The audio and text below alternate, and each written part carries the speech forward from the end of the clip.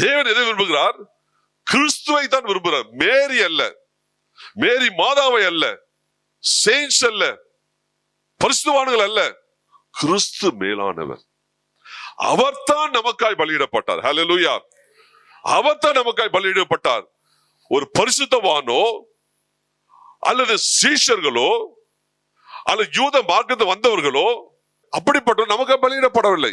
கிறிஸ்து நமக்காய் பலியிடப்பட்டார். ஹல்லேலூயா. மறந்து போகாதீங்க, எது செய்தாலும் கிறிஸ்து மகிமைப்படும்படிக்காக நாம் செய்யணும். ஹல்லேலூயா. எல்லா நிலைகளிலும், எல்லா சூழ்நிலையிலும், எல்லா காரியத்திலும், நம்முடைய எல்லா வாழ்க்கையின் நிலைகளிலும் கிறிஸ்து மகிமைப்படும்படிக்காய் நாம் செய்யணும். காரணம் என்ன? அவர் எனக்காய் நமக்காய் பலியிடப்பட்டார். ஹல்லேலூயா. அதுதான் தேவன் கிறிஸ்து எல்லா நிலையிலும் உயர்த்தப்பட வேண்டும் என்றுதான் பிதாவுடைய நோக்கமாய் காணப்படுது.